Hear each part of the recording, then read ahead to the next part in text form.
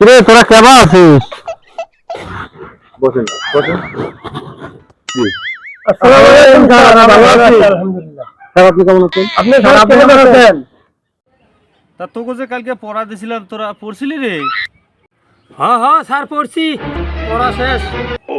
তোরা তো পড়ে আইছিস, তা তোকে একটা প্রশ্ন করি আজকে। তা কছে তাজমহল কেটা বানিয়েছে? তুই ক।